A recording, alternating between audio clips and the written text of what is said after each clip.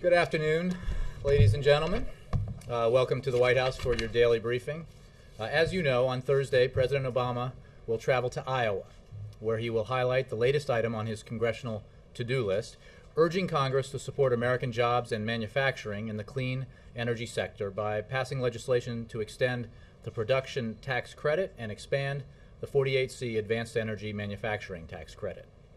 Today, I am joined by Heather Zeichel, Deputy Assistant to the President for Energy, who just concluded a meeting with wind energy developers and supply chain manufacturers to discuss the value of the PTC and the 48C tax credits to a range of industries, companies, and communities, and how we want to work together to ensure that they are passed. We are also joined by one of those manufacturers, Terry Royer. Terry is CEO of Winergy Drive Systems Corporation, which is headquartered in Elgin, Illinois, a western suburb of Chicago. Winergy started here in the United States with 11 employees in 2001, assembling and testing gearboxes, a key component inside a wind turbine. Today, Winergy operates 2 factories in Elgin and has 380 employees. Winergy and the jobs they have created in Illinois is an example of what is at stake if Congress fails to act and fails to extend clean energy tax credits. As you know, as with all the items on the to-do list, this one has enjoyed bipartisan support in the past. We certainly expect and hope that it will garner that same support moving forward. As is the case when I have guests, what I'd like to do is turn it over to Heather, who will have some remarks. She'll turn it over to Terry. I'll call on you for any questions you have, the two of them on this particular issue. You can save for afterward questions on other issues. Once they leave, I'll be here to take those questions. And with that, I give you Heather Zeichel. Thank you. As Jay mentioned, the President recently proposed his to-do list for Congress, which contains a number of key provisions that help create jobs and strengthen our economy. As you know, there's a key energy provision on that list. First, the production tax credit, which expires at the end of this year, provides a credit per kilowatt hour for utility scale wind producers. And second, 48C, the Advanced Energy Manufacturers Credit, provides a 30% credit to manufacturers who invest in capital equipment to make components for clean energy projects in the United States. Now, what's true of all the proposals, as Jay said on the list, is that they have historically been supported by both Democrats and Republicans. The President will be in Newton, Iowa on Thursday to visit TPI Composites, a wind manufacturer, where they employ 700 workers. And it demonstrates how important the production tax credit has been, not only to the success of their industry, but looking forward, their continued success. When it comes to the PTC, it has very broad support across the political spectrum. The extension is supported by the Chamber of Commerce, the National Association of Manufacturers, the National Governors Association, including governors like Brownback and Branstad, as well as Republicans in both the House and the Senate. Just last fall, there was a bill introduced in the House to extend the PTC. It has about 100 co-sponsors, 21 of which were Republicans. Part of why you're seeing real bipartisan support is because we've made significant progress over the last few years in building up renewable energy in this country. And it just doesn't make sense to undo all of that progress, especially because thousands of American jobs across the country would be lost. Keep in mind where we stand today. Thanks in part to our investments in clean energy, the largest in history, the U.S. has nearly doubled renewable energy generation from wind, solar, and geothermal sources since 2008. Generation from wind turbines has increased 27% in the last year alone, continuing a trend of rapid growth. Moreover, the administration's combination of tax credits and deployment and manufacturing has helped to increase the domestic content of clean energy technologies in recent years. By some industry estimates, domestic content of wind turbines and components has now reached 60%, which is up from around 25% in 2005. That means more American jobs. In fact, today the wind industry supports tens of thousands of jobs all across the country. While these are encouraging trends, it also means that thousands of jobs, including those in the supply chain, are at risk if Congress fails to act on renewing the credits. This isn't guesswork. We know from the past that when the PTC expires, orders of turbines slow, installations drop, and job losses occur. As Jay mentioned, we just wrapped up a meeting with Secretary Salazar and Chu and a number of individuals from representing the wind industry. We met with developers, those involved in construction, and manufacture. I think some of the key takeaways from that meeting I'd like to share with you. Wind overall, we heard, has made significant progress in terms of cost, reliability, and efficiency. This year was a banner year for wind production. But without an extension of the production tax credit, we could see job losses up to 37,000. Some of the direct quotes, without a PTC, industry is about to fall off a cliff. Because of the uncertainty, we heard stories about companies refocusing their efforts outside of the United States, taking jobs and investment dollars with them. Another direct quote, we don't foresee any projects for 2013 in the United States. And finally, all of our construction base will be laid off or moved to Canada without the PTC. So I think these underscore just how important this is. And again, with the history of bipartisanship, we are hopeful that we will be able to work with Congress and get this extension renewed as quickly as possible. I'd like now to introduce Terry. Thank you, Heather. It's a pleasure to be here today. It's a pleasure for me to be one of the more than 450 manufacturing companies here in the United States that have came about over the last 5 years because of a bipartisan support for the production tax credit. And as a result of that stable tax policy, the industry has had the ability to scale up and to grow and create real manufacturing jobs. You know, for myself, as a 28-year manufacturing leader, there's no more passion than I have, and that is to create jobs here in the United States, and that is what has happened. As Heather's mentioned, we went from over 20% of a wind turbine production being made in the U.S. to more than 65% being produced here today. So these are real manufacturing jobs, jobs like my family had growing up in Southeast Iowa many years ago. So for me, as a longtime manufacturing person, the story is about job creation and continuing the work that we've started 5 years ago. You know, 4 years ago, when the wind industry started to see this boom with this stable tax policy, more than 70% of the capacity that's came online has happened in the last 4 years of the installed base in the United States. So you can see quickly how much the industry has grown, and it's created more than 75,000 direct jobs and indirect jobs as a result of this growth over these last 4 years. So for a company like mine, and again, I'll reiterate, I'm speaking for more than 450 companies. We started with 11 employees 10 years ago and have more than 380 employees today. But I will tell you, with the uncertainty we've already created by not extending this tax credit, my company will be impacted, and many of the 480 companies will be impacted. And not only those manufacturing companies, but all those companies, the diner down the street from my factory, you know, the supply chain that supplies my factory will be impacted as well. So for me and for all of us, we need to consider the support we have for this legislation and move it forward, because this has created real jobs and can continue to do so into the future. Thank you. With that, we'll take your questions for Terry and Heather. Who'd like to start? Yes, Jess. For all of you, maybe, can you talk a little bit about what you're doing to get congressional support for this and what sort of reaction you're getting from them? How likely is it that this will pass? I thank you for your question. I think that, as you will hear from the President on Thursday, and as you've heard from this administration from the very beginning days since we were in office, investing in clean energy is a priority for the President.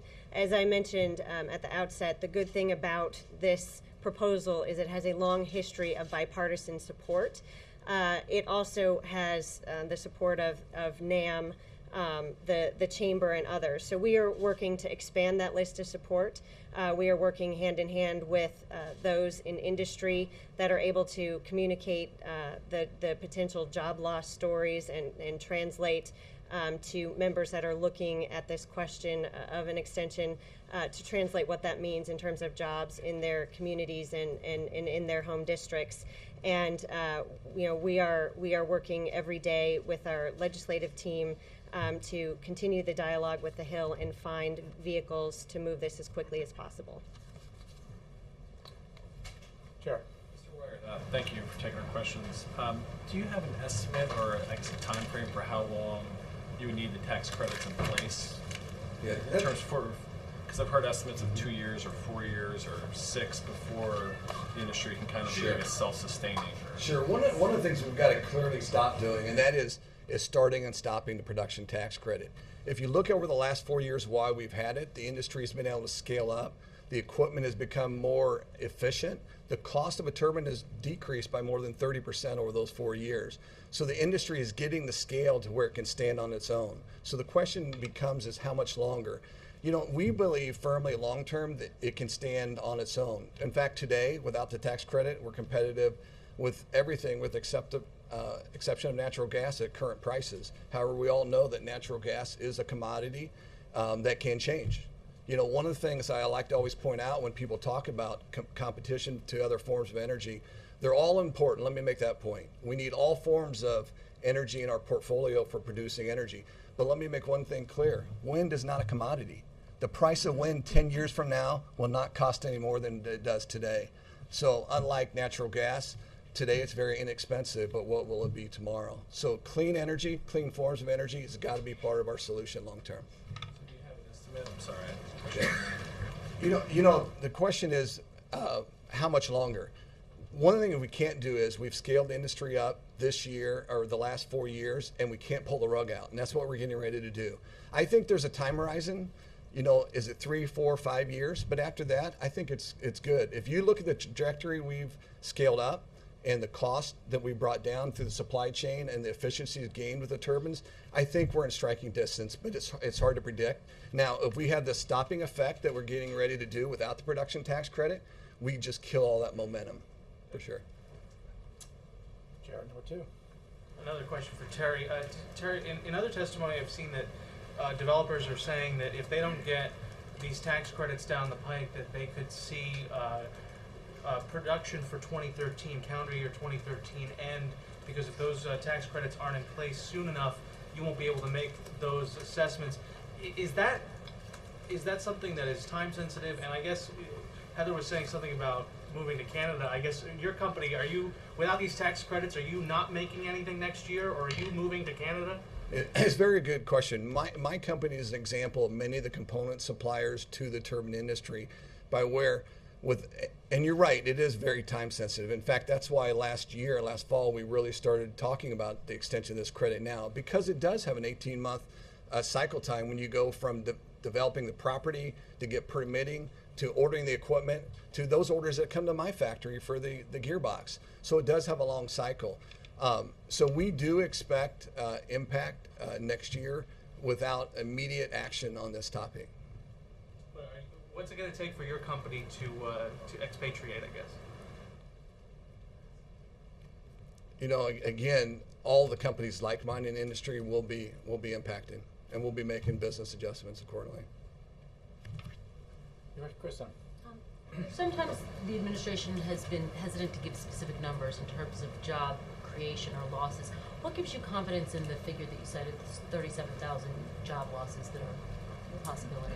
The number that I cited was the number that we heard directly from the industry in our conversations today, and I think as Terry represents, there are certainly job opportunities in the clean energy sector. Certainly, with respect to wind energy, there are tens of thousands of jobs because it's not as Terry said, it's not just about the manufacturers, it's also about the supply chain and the additional jobs that are created there. And because of this uncertainty, businesses are forced to make very difficult decisions. One woman in our meeting told us about the first layoff that she's ever had to make in the 30-year history of their company. So I think the point here is that we know that these are jobs, they're real jobs, they're in communities across the country, whether it's in the development or manufacturing side, and we need to continue to support this industry because it's at a pivotal time. Can I make a follow-up statement on that? And to further answer your question, there is a study that was put out by the American Wind Energy Association called by the Navigant that actually speaks specifically to those statistics of the 30,000, 7,000 jobs lost. However, it's important to look at that study also and see what the growth trajectory can continue to be if we continue on this path with this industry and what it can mean for further job growth, I think is also important to talk about.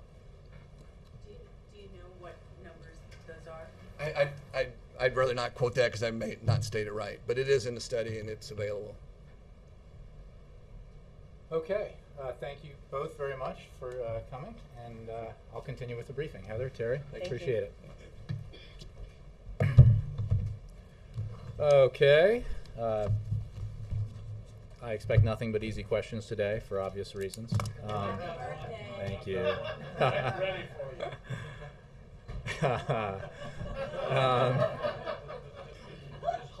Your response. Yes, it is. So let's start at the top. Jim? Did anybody in high places sing for you today? I have had, well, my children in the highest place of all. So, but other than that, no. And I'm waiting, right? You know. Yeah, come on. Thanks, Jay. The International Atomic Energy Agency today said that they'd reached a tentative agreement with Iran to get access to scientist sites, documents.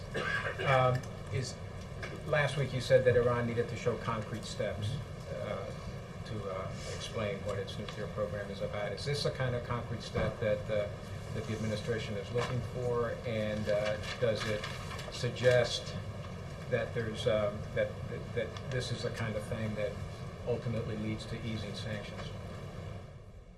Well, progress is important, and we appreciate the Director General's efforts to conclude an agreement with Iran on the procedural framework to address the international community's concerns about the nature of Iran's nuclear program.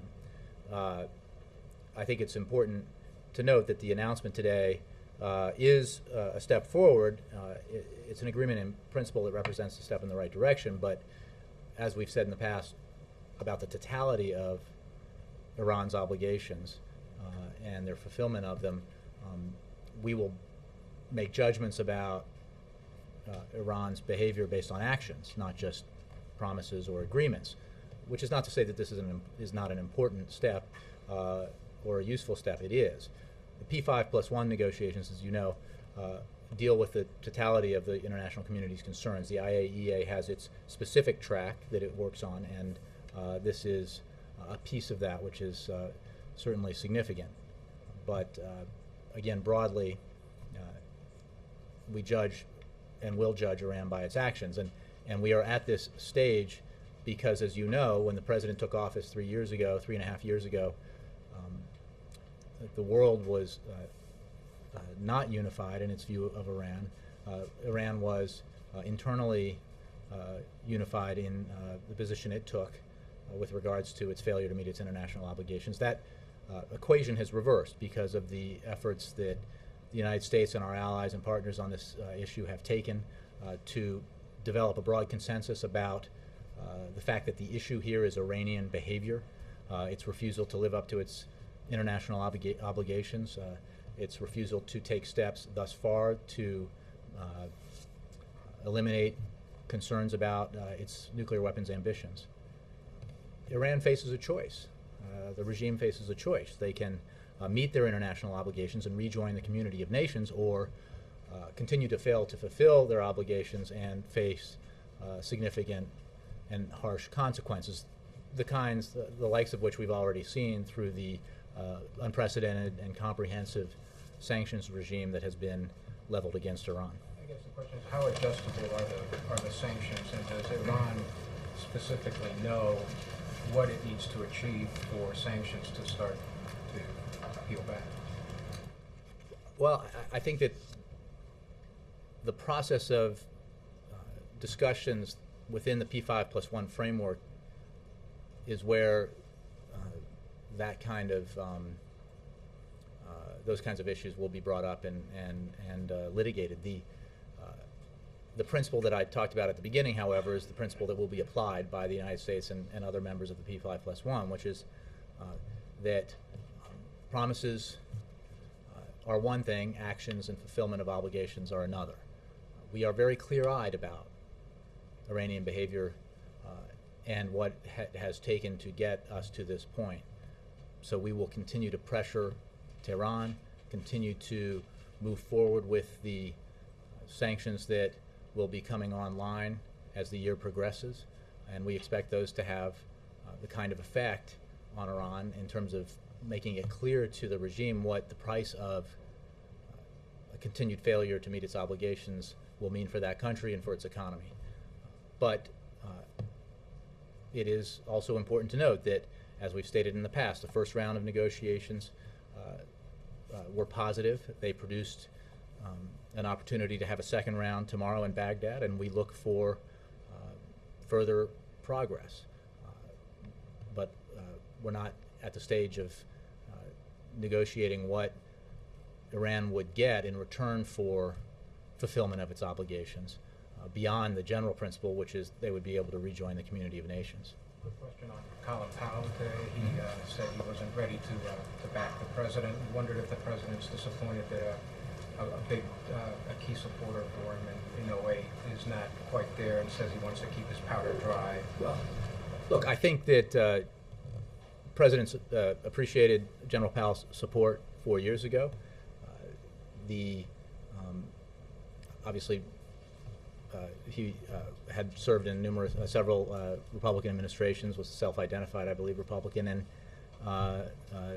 it's up to him and every American to decide whom they will support going forward. The president, the commitments that the president made in terms of national security and domestic policy are commitments that he has worked extremely hard to fulfill in office. I think in the national security realm, which has, I think, particular resonance with General Powell, the president's record has been judged to be exemplary by outside observers and commentators, whether it's taking the fight effectively to al-Qaeda, ending the war in Iraq, having a plan to refocus our efforts in Afghanistan and then begin to end that war, something you heard a lot about over the weekend at NATO. The rebalancing of our foreign policy towards Asia because of the importance of that region of the world in the 21st century. These are all significant accomplishments that the president has achieved just in the past 3.5 years, and he certainly looks forward to discussing that record in the debate that comes as the year progresses. Jeff. Jay, does the president, the White House, expect to get any kind of a political bump out of what happened this weekend and yesterday? A lot of the issues were obviously foreign policy issues, but also have resonance in the campaign. I think the kind of thing that the kinds of issues that were discussed both at the G8 and at the NATO summit are matters of international economic growth, as well as U.S. national security and alliance security. These are weighty, substantive issues. They're not something that I think most Americans view through a political lens, and they're certainly not something that the president views through a political lens. When it comes to the first basket that was a subject of discussion at the G8, the international economy, the measures that Europe has taken and needs to take to address the Eurozone crisis, obviously those have an effect on the American economy, and therefore Americans, as they cope with their personal economic situation as we emerge from the worst recession since the Great Depression. The President's spoken very clearly about the fact that Europe and instability there remains a headwind to the global economy and therefore the American economy, which only reinforces the need for us in the United States, for the elected officials who are sent here by their constituents to Washington to get the work done that the people want, to focus on the things they can get done to help the economy grow and help it create jobs. And that's why the President has an agenda that does just that and is filled with items, as we talked about earlier on the to-do list, that have traditionally enjoyed support from both Democrats and Republicans. So we need to act on the things that we can control to help insulate the American economy and the American people from the kinds of headwinds that we've experienced in the past and we continue to experience. Outside of Chicago, do you get the impression or think that Americans were even paying attention to the I think Americans care deeply about the issues that were discussed at NATO, for example, the the United States has been at war in Afghanistan for more than 10 years. The costs of that war, as well as the war that President Obama ended in Iraq, have been profound. The both in terms of the sacrifice of our men and women in uniform, as well as the financial costs. So the American people, I think, have a keen interest in this, and they have a keen interest in a policy that is very focused in Afghanistan, that has the support of all of our ISAF and NATO allies, and that contains within it a vision for transferring responsibility for Afghan security to Afghan forces as the United States draws down. The President has a vision for ending this war responsibly, ending U.S. engagement in this war responsibly, while fulfilling the mission objectives that he laid out after a review of a policy which, as you know, was adrift when he came into office. That situation has changed dramatically, and I think the United States, and I think the American people have a great interest in that. Do you think that the G8 statement and sort of linking towards or leaning towards growth versus austerity, does that help the president in his similar debate with Republicans? I think you're seeing this through everything through the sort of the political lens or a sort of electoral lens, and that's not how the president views it. I think that these macro issues affect and matter deeply to the American people at a macro level. The need for balance in the approach that European countries take to the Eurozone crisis, I think, is one that is broadly is something that's shared by leaders across the region, as well as obviously by the president. I think most Americans simply want to make sure that their president is working with his European counterparts to advise the Europeans on a way forward for them that creates the kind of stability in Europe that European leaders clearly want, the European people, the people in these European countries clearly want, and obviously that would be beneficial to our economic growth. Wendell, you were. The current round of P5+1 talks, does the President see this as the last chance of resolving the issue over Iran's nuclear program diplomatically? Meaning that if they break down at some point, with positive results in the first, the second is not so positive? Well, I don't want to speculate about specific meetings and the results of the turns that may await down the road. The President has made clear that there is a limited period of time here. The window is open. The potential for a diplomatic solution here remains, and it is the best possible solution to this problem. And that's why the President has put not only significant U.S. resources into this effort, but has rallied the international community in support of this effort.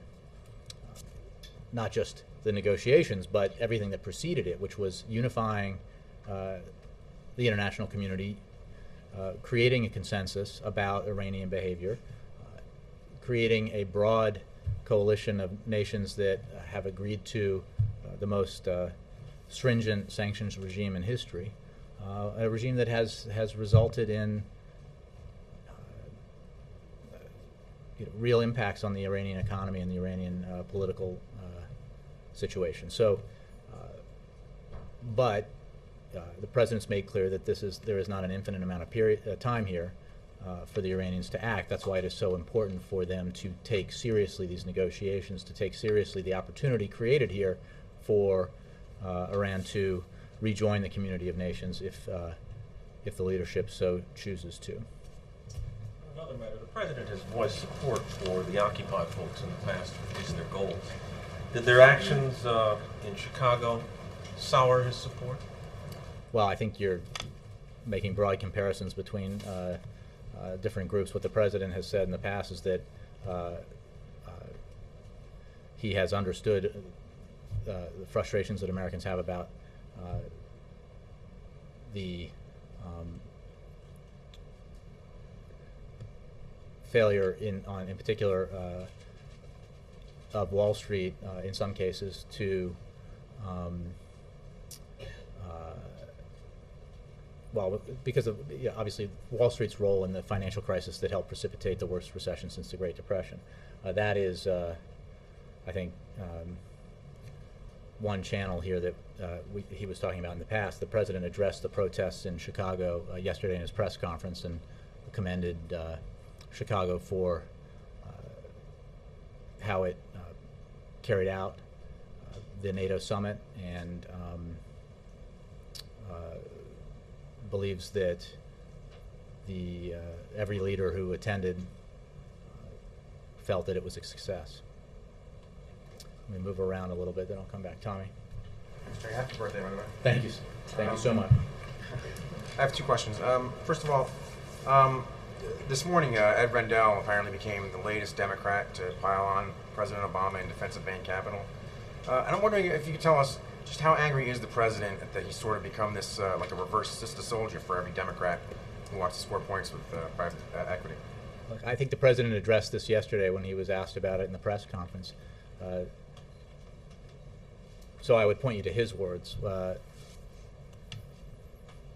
And I will echo them by simply making the point that the issue here is not whether private equity plays a role in our economy.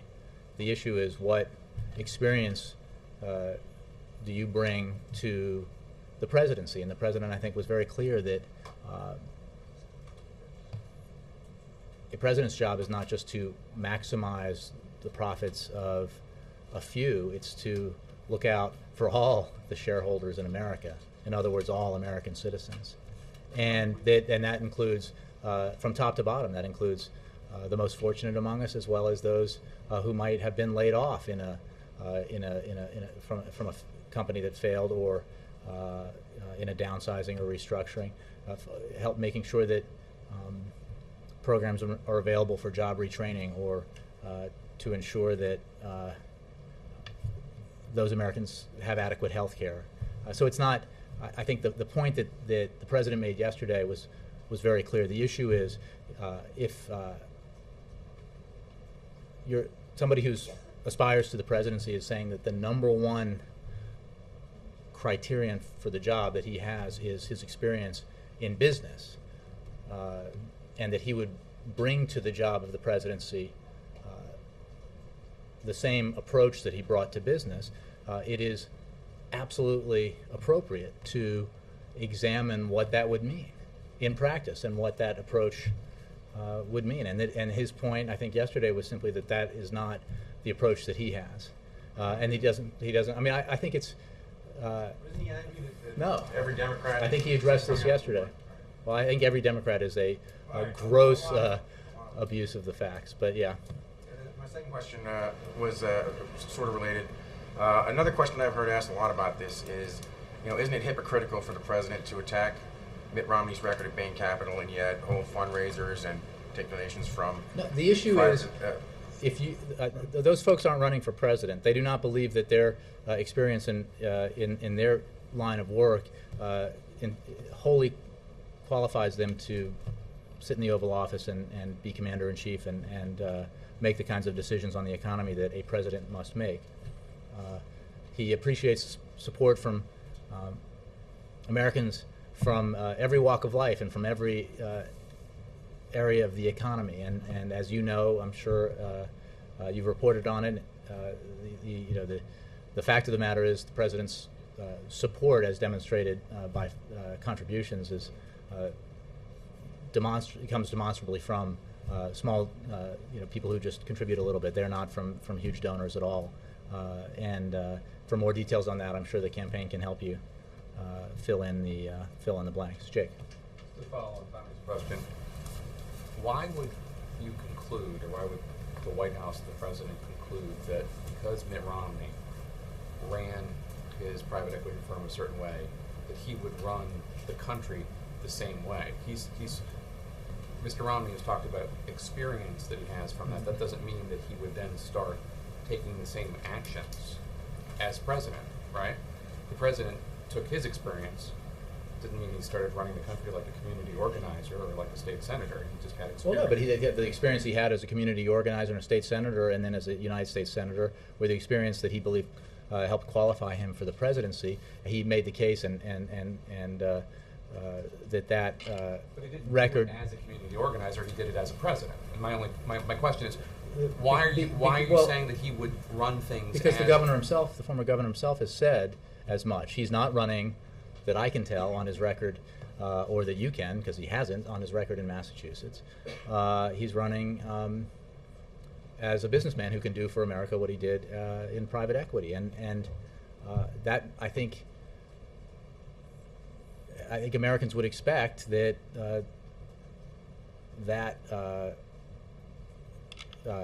credential deserves some scrutiny. That's all that's happening here.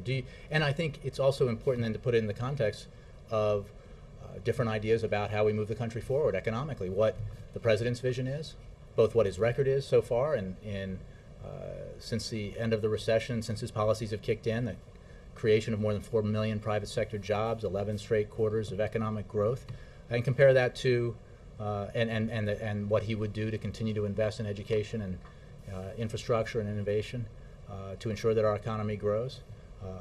His balanced approach to deficit reduction and dealing with our long-term debt challenges, and compare that to what Republicans in general, across the board, Republicans who support the Ryan Republican budget, including the presumptive nominee of the Republican Party and the president's opponent, what they would do, and what they say they would do is revert to the same policies that were in place in the run-up to the financial and economic collapse, the worst recession any of us, most of us, Lester, sorry, have seen in our lifetimes. But the maybe I'm wrong about that. But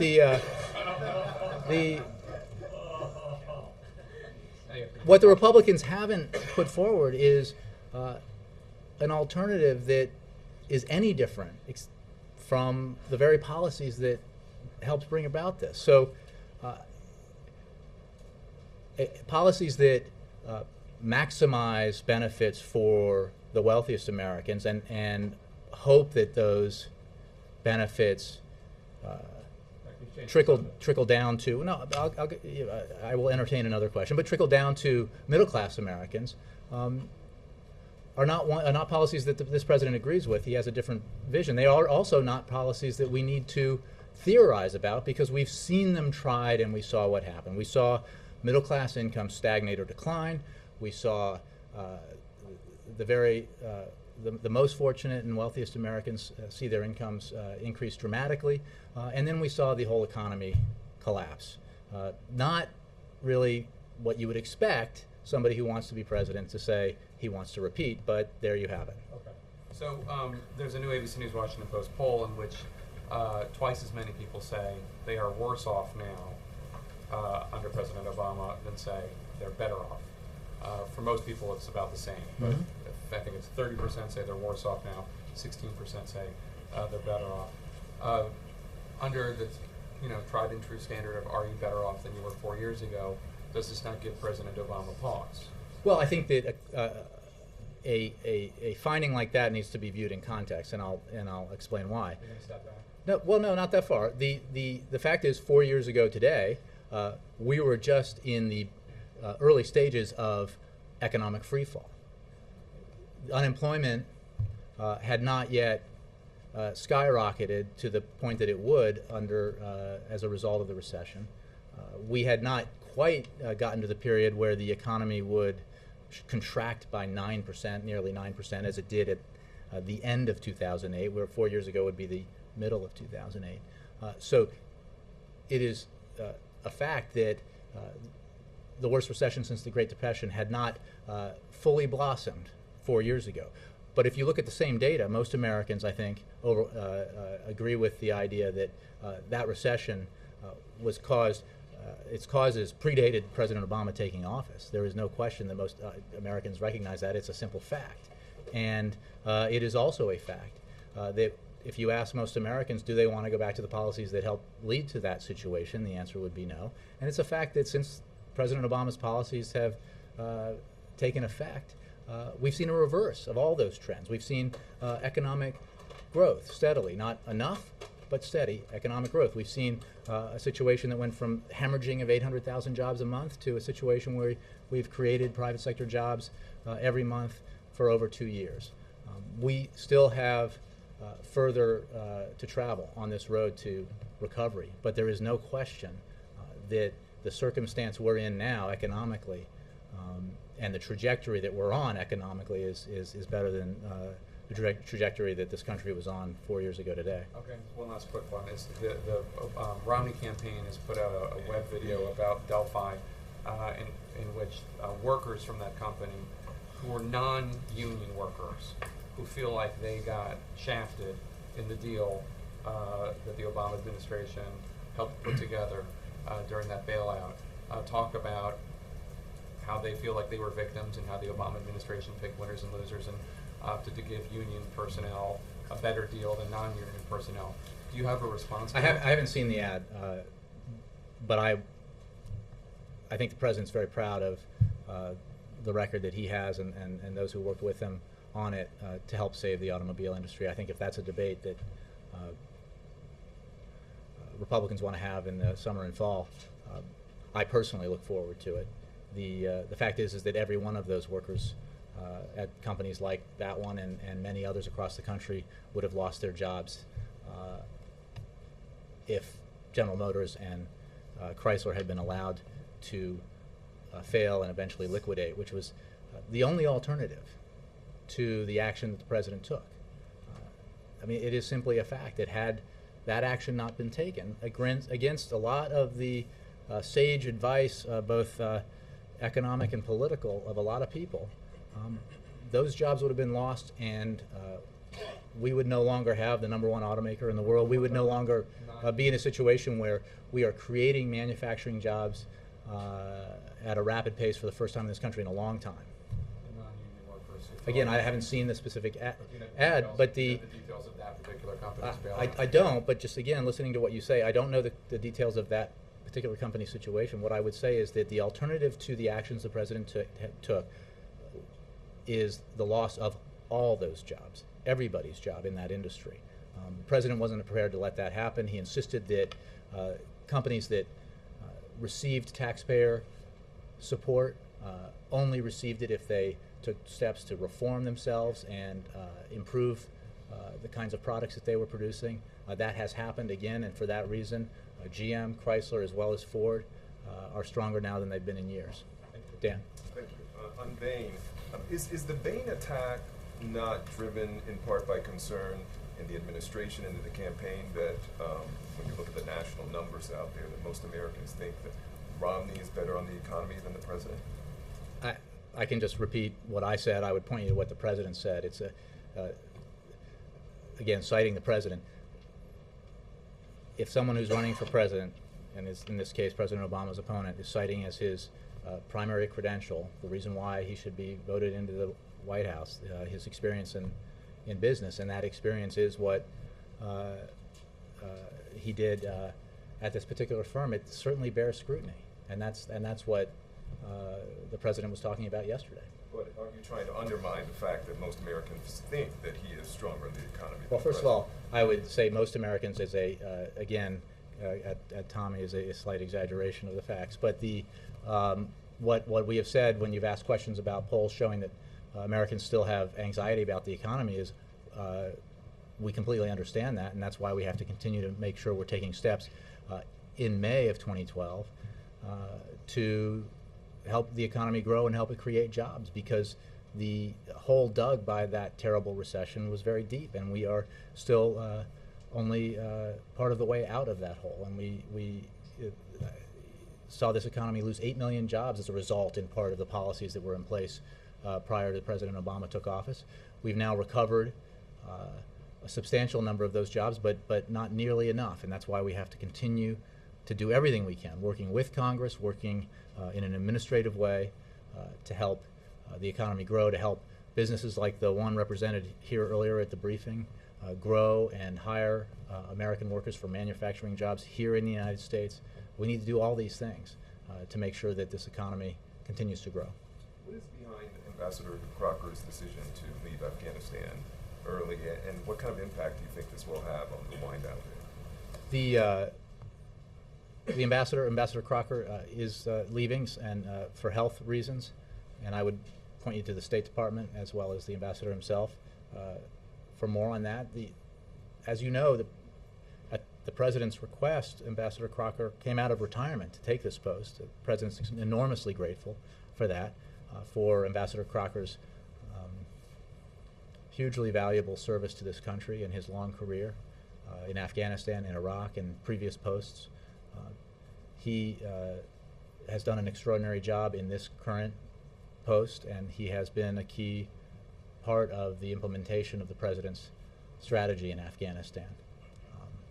But that strategy will continue, obviously. The leadership team is strong, and the President looks forward to the further implementation of his strategy, as we just discussed over the weekend at the NATO summit. Kate, and then Nora. Has the President spoken with Cory Booker since Sunday? And if not, has anyone in the administration or any campaign officials reached out to him? I don't have any calls to read out. I'm not aware that the President had a conversation like that, and I'm not aware of anybody who has spoken to him. I'm not saying they haven't. I have heard nothing on that. Was there a plan in place for Cory Booker to campaign on the President's behalf? And if so, I think, is that again, the gonna President happen? addressed this. President cited Mayor Booker's very significant work as mayor. He's done a terrific job. The President believes that. And I think on this issue, the President spoke eloquently about how he views it and why he thinks it goes right to the heart of what we fully expect and you fully expect, and apparently the President's opponent fully expects to be the main subject of the campaign, which is, what is your vision for America's economic future? And is it doubling down on the policies of the past? Is it going backward to an economic policy that envisions not just the Bush-era tax cuts for the wealthiest Americans, but even more tax cuts for the wealthiest Americans? It envisions retaining subsidies for oil and gas companies and corporate jets and the like. It envisions voucherizing Medicare, and an overall deficit and debt reduction plan that would result, because it asks nothing more of the wealthiest Americans, would ask a huge amount from students and seniors and veterans and the like. So there's that vision on the one hand, and the President's vision, which is a balanced approach towards deficit and debt reduction, investments in education, innovation, and research and development, and infrastructure, a situation where we deal with our long-term fiscal challenges by ensuring that everyone gets a fair shot and everybody plays by the same rules. That's the President's vision, and that's going to be central to the debate this fall. So will Cory Booker, though, be campaigning on his I would behalf? refer you to the campaign for matters of campaign surrogates. Okay, does the President think that having been in private equity is a disqualifier No. for holding office as President? No, the President's point is that it is not that private equity is an important part of our economy. The issue here is that his likely opponent has made clear that his number one credential for being president, as he sees it, the one that he is telling the American people is the reason he should be voted into the highest office in the land, is his experience running a financial company. And we know, and how that has played out, the policies that are produced from that vision played out in Massachusetts. We know, broadly speaking, how the policies that the Republicans support and the likely nominee supports played out in the first decade of this century. The President just has a profoundly different view of how we need to move forward. And I think he made a very important point about what a president's job is. A president's job is not the same as being a CEO of a financial firm, where your absolute primary objective is to maximize profits for your shareholders and investors. And within the economy, that is a very valuable thing to do, but it is not the same experience or the same perspective that the President believes is the best for a president to have when he or she sits in the Oval Office. There's been criticism though that there's been some cherry picking of some negative examples, and there were jobs created by Bain too. So what's your response to that? I mean, Sununu said on a conference call today, a Romney conference call, that the Obama campaign is cherry picking just the negative examples. Well, I didn't see that, but I did hear that he also said it was absolutely appropriate to examine that record. If we're going to get into the specifics of a campaign ad, I really encourage you to talk to the campaign. When it comes to what the president's vision is, what his perspective is, the things that he said in the press conference yesterday, I'm happy to take your questions. But on the specifics of campaign strategy and the contents of this or other ads, I refer you to the campaign. Yes, Nora? On contraception, as you know, Catholic institutions are now suing the administration, and they say that the administration is stifling religious freedom by defining who's exempt from providing contraception. Cardinal Dolan was on CBS this morning, and he said that it's straitjacketing and a handcuffing exemption. Any response to Cardinal Dolan's comments? Is that what the president is doing, is straitjacketing and handcuffing religious institutions? Well, Nora, the administration has worked closely with all communities of faith, including officials from Notre Dame and other Catholic institutions, to hear their concerns and promote the common good, and our doors remain open to faith community leaders. As you know, the policy the president has the policy of the president has outlines, or rather that he has outlined, meets two important objectives. One, it ensures that women have access to important preventive services, including contraception. Two, it respects religious liberty. Under this policy, no religious university or religious organization will have to pay for or refer for contraceptive services. And no religious institution will have to provide these services directly. We will continue to work to develop final rules that implement that policy. And as we do, we'll continue to ensure that millions of American women receive the preventative services that they need. Do you think their suit is meritless? Well, I can't comment on a specific lawsuit. I can simply tell you what the president's policy is and remind you that the president has worked with leaders of religious institutions on this issue. He's instructed his team to do that, and will continue to do so as we take further steps to implementing this rule. But let's be clear, the objective that the president outlined is twofold. One, ensure that women across America receive these important preventive services, including contraception, and two, respect religious liberty.